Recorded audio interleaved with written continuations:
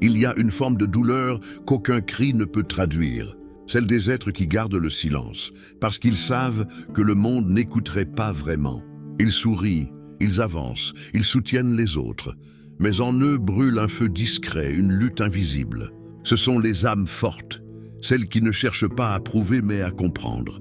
Elles portent leurs blessures comme des armures invisibles, forgées dans la solitude, trempées dans le doute. Un jour, quelqu'un a dit « Ceux qui paraissent les plus solides sont souvent ceux qui ont le plus souffert, mais qui ont appris à transformer leur douleur en dignité. » Cette phrase, attribuée à Khalil Gibran, n'est pas qu'une belle pensée, c'est une vérité profonde.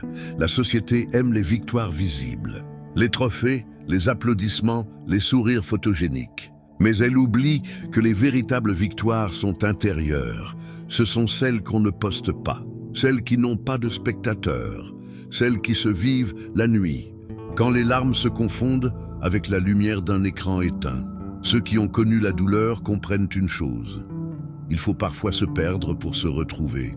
Ils savent que les larmes ne sont pas des signes de faiblesse, mais des preuves de sensibilité. Et cette sensibilité, quand elle ne nous détruit pas, nous transforme. Elle ouvre le cœur, aiguise la conscience, rend les gestes plus vrais, les regards plus profonds. Là où il n'y a pas de douleur, il n'y a pas de conscience. Carl Jung, c'est dans la souffrance que naît la clarté, dans la solitude que se forge la vision, et dans les moments de désespoir que s'éveille la force la plus pure, celle qui ne dépend plus du regard des autres. Si tu regardes cette vidéo aujourd'hui, ce n'est pas un hasard. Tu es peut-être l'un de ces êtres qui ont tout donné, tout porté, et qui, malgré la fatigue, refusent d'abandonner. Sache ceci, le monde n'a pas besoin de ton masque, mais de ta vérité. C'est dans cette vérité que commence ton pouvoir. Alors, avant de poursuivre, respire. Pense à tout ce que tu as traversé, aux fois où tu as souri, alors que ton cœur se fissurait, à ces nuits où tu as choisi de tenir bon. C'est là que réside ta noblesse, parce que la grandeur ne se mesure pas à ce que tu gagnes. Elle se mesure à ce que tu continues d'offrir, même quand tu saignes. Si ce message résonne en toi, n'oublie pas de t'abonner à Esprit Vainqueur et de partager cette lumière autour de toi. Quelqu'un, quelque part, a besoin d'entendre ces mots. Au début, la douleur semble injuste. Elle frappe sans prévenir, arrache ce qu'on aime, fait trembler nos certitudes. On la hait, on la maudit, on la fuit. Mais un jour, quelque chose change. Ce n'est pas la douleur qui disparaît, c'est notre regard sur elle qui se transforme. Adrien, notre fil conducteur, se souvient de cette nuit, tout s'est effondré. Les messages restés sans réponse, la porte qui se referme, le vide. Mais ce soir-là, au lieu de se battre contre ce qu'il ressent, il s'est arrêté. Il a écouté. Et dans ce silence brutal, il a entendu pour la première fois la voix de son propre cœur. Les blessures sont les endroits où la lumière entre en toi. Rumie cette phrase résonne comme une évidence. La douleur n'était pas un châtiment, mais un maître exigeant. Elle venait de lui enseigner ce qu'aucune école, aucune victoire ne pouvait lui apprendre. L'humilité, la patience, la vérité, la patience. Chaque larme qu'il a versée n'était pas une faiblesse, c'était une initiation. N'était pas une faiblesse silencieuse qui forgeait à l'intérieur de lui quelque chose d'incassable. Parce que les forts ne sont pas ceux qui ne tombent jamais, mais ceux qui tombent 1000 fois et se relèvent avec une nouvelle conscience à chaque fois. Le monde glorifie la réussite, mais c'est la douleur qui enseigne la grandeur. C'est elle qui enseigne la grandeur, qui sépare le vrai du faux. C'est elle l'essentiel du superflu, qui sépare le vrai du faux. Elle t'oblige à te poser la seule question qui compte. Elle t'oblige à te poser la seule question qui ne me reste plus rien. Qui suis-je quand il ne me reste plus rien? Tu ne la trouves pas dans les mots, tu ne la trouves pas dans les mots, dans la respiration lente après les larmes, dans la respiration lente après les larmes qui revient, dans cette petite paix qui revient comme une flamme qu'aucun vent ne peut éteindre, comme une flamme qu'aucun vent ne peut éteindre. Adrien comprend que la douleur n'a jamais été contre lui. Elle travaillait pour lui. Elle l'a dépouillé de l'illusion, jusqu'à ce qu'il redevienne authentique, nu, vrai. L'adversité a pour effet de révéler le génie, la prospérité de le dissimuler. Horace, cette phrase devient son credo. Il ne se bat plus contre ses blessures, il s'assoit avec elles. Il apprend à les écouter, à en extraire la sagesse, à en faire des racines au lieu de chaînes. Et ce soir-là, il pleure encore. Mais ce ne sont plus des larmes de désespoir. Ce sont des larmes de compréhension. Si toi aussi tu commences à voir la lumière dans ce que tu croyais être ta nuit, laisse un en commentaire. Et abonne-toi à Esprit Vainqueur. Chaque histoire est une clé et la tienne mérite d'être entendue. Il y a un silence particulier qui suit les grandes tempêtes. Ce n'est pas le silence vide de ceux qui fuient, mais celui dense et vibrant de ceux qui ont tout affronté. Quand les cris sont tus, quand les illusions sont tombées, il ne reste plus que toi, face à ton propre souffle, face à ce que tu es devenu.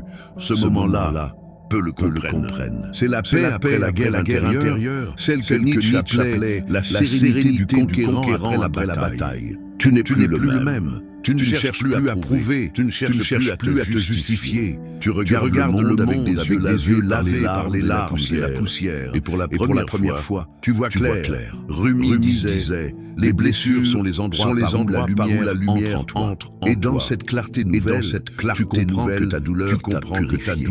Non pas en te rendant plus fort selon les standards, mais en t'apprenant la patience, la profondeur et la lucidité. Ce que tu croyais être une défaite était en vérité un passage secret vers ta vérité la plus haute. Le calme après la tempête n'est pas une fin.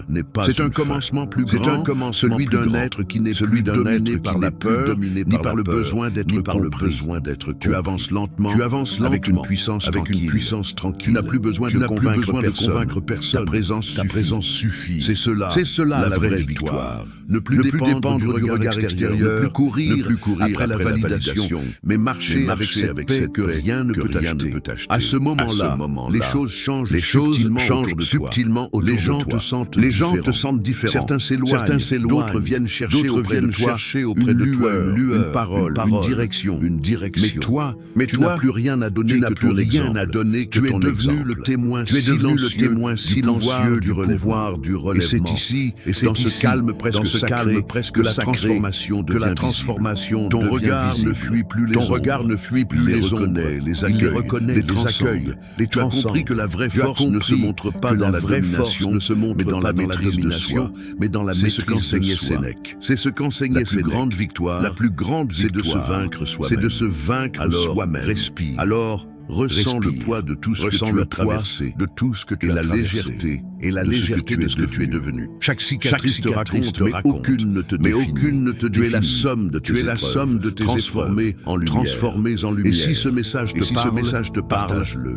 Parce que quelque part vit encore sa sans savoir que le calme viendra. Aide-le à tenir, à croire, à persévérer. C'est ça la mission de ceux qui ont survécu. Transmettre le souffle de la paix qu'ils ont trouvé. Tu es vivant. Tu es debout. Et désormais, tu es en paix. Il arrive un moment où les larmes cessent d'être un signe de faiblesse. Elles deviennent un langage sacré, une prière silencieuse que seul le cœur comprend. Les larmes, ce ne sont pas des chutes. Ce sont des éclats d'âme qui remontent à la surface, témoignant de ce que tu as enduré sans jamais renoncer. Longtemps, on t'a dit de ne pas pleurer. Que pleurer, c'était fléchir, céder, trahir ton image de force. Mais ce qu'ils n'ont pas compris, c'est que les larmes sont parfois plus courageuses que les sourires. J'ai souffert, elles disent, mais je suis encore là. Elles lavent ce que les mots n'arrivent plus à expliquer. Elles purifient la douleur pour en faire une lumière, discrète, mais indestructible. Nelson Mandela disait que le courage n'est pas l'absence de peur, mais la capacité de la vaincre. Et c'est la même chose avec la tristesse. Le courage, ce n'est pas de retenir ses larmes. C'est d'accepter qu'elles fassent partie du combat. Elle te rappelle que tu es humain, que tu vis pleinement. Les cœurs fermés ne guérissent plus. Les larmes d'effort ne coulent pas pour se plaindre. Elles coulent pour libérer, pour transformer. Elles sont la rivière invisible qui nettoie la poussière de la guerre intérieure. Et quand cette rivière finit par s'apaiser, elle laisse place à une lumière nouvelle de la compassion, de la compréhension, de la sagesse. Rumi disait, ne t'excuse pas pour tes larmes. Sans elle, ton cœur resterait sec et muet. Les grands esprits de ce monde, les bâtisseurs silencieux, les sages véritables, tous ont connu ce moment où la douleur s'est changée en éclat. Ce n'est pas la victoire éclatante que le monde admire. C'est une victoire intérieure, invisible, mais éternelle. Car les larmes éclairent de l'intérieur ce que la raison seule ne peut comprendre. Alors la prochaine fois que tu sens les tiennes monter, ne les retiens pas. Regarde-les comme une bénédiction, comme un signe que ton âme se déleste, qu'elle respire à nouveau. C'est par elle que tu redeviens vrai. C'est par elle que tu redeviens libre. C'est par elle que tu redeviens libre. Et à toi qui écoutes ces mots, les plus grandes transformations, les plus grandes transformations ne se font pas dans le silence des guérisons, mais dans le silence des guérisons. Ceux qui osent pleurer aujourd'hui bâtiront demain un monde plus lucide, plus humain, plus grand. Si ces mots ont touché quelque chose en toi, partage cette lumière. Quelqu'un, quelque part, attend ces phrases pour comprendre qu'il n'est pas seul. Et c'est peut-être à travers toi qu'il trouvera le courage de se relever. Tu es cette lumière, ne la retiens plus. Il y a une force dont on ne parle presque jamais. Elle ne s'affiche pas, elle ne fait pas de bruit. C'est la force de ceux qui ont choisi de rester ouverts malgré la douleur, malgré la trahison, malgré le froid du monde. C'est une force douce, invisible, mais redoutable, car elle ne vient pas des muscles, mais de l'âme. Un cœur ouvert, c'est un cœur qui a tout vécu. La chute, la peur, le doute, la perte, et qui pourtant continue d'aimer, de croire, de tendre la main, alors qu'il serait plus facile de se fermer. C'est ce qu'enseignait Viktor Frankl, rescapé des camps. Tout peut être pris à un homme, sauf une chose, la dernière des libertés humaines, choisir son attitude face à n'importe quelle circonstance. Cette liberté-là, c'est le cœur ouvert. C'est le choix de ne pas devenir comme ce qui nous a blessés. De ne pas devenir comme ce qui nous a blessés. La fermeture est une tentation. Dans ce monde, quand tu souffres, la fermeture est une tentation. Quand tu souffres, tu veux te protéger. Quand tu es trahi, tu veux te taire pour toujours. Quand tu es incompris, c'est là que naît la véritable épreuve du fort. Mais c'est là que naît la véritable épreuve du fort. Naïf. Rester vulnérable sans redevenir naïf, sans s'oublier. Donner sans se perdre. C'est cela, aimer la maîtrise de soi la plus noble. C'est cela, la maîtrise de soi la plus noble en clarté. Celle qui transforme la douleur en clarté.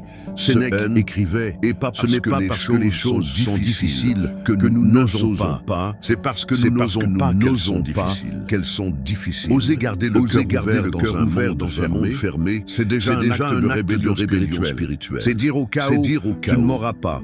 C'est refuser de céder sa lumière à la noirceur. Parce que l'amour, la bonté, la bienveillance ne sont pas des faiblesses. Ce sont des résistances. Ce sont ceux qui ont compris cela, leur regard porte une paix étrange. Ils ne jugent plus, ils comprennent. Ils ne jugent plus, ils ne courent plus après la victoire. Ils ne courent plus après la victoire. Leur calme n'est pas de l'indifférence. Leur calme, ce n'est pas de l'indifférence contenue. C'est forgé dans le feu des épreuves. Forgé dans le feu des épreuves. C'est pour cela que les cœurs ouverts finissent parce qu'ils ne cherchent plus à plaire. Parce qu'ils ne rayonnent plus à plaire. Et ce rayonnement, qu'on le veuille ou non, change les autres. Si tu es de ceux qui ont souffert, si tu es de ceux qui ont souffert, mais tu fais partie de ces bâtisseurs silencieux. Tu fais partie de ces bâtisseurs jamais ton impact. Les vrais leaders n'estiment jamais ton vainqueur, ne hurlent pas leur force. Les vrais vainqueurs, ils la vivent. Ne hurlent pas leur force. Ils la vivent. L'univers t'a peut-être brisé pour t'apprendre à guérir. L'univers t'a peut-être brisé pour t'apprendre à guérir. Et aujourd'hui, ta lumière ne vient plus de ton armure, mais de tes cicatrices devenues or.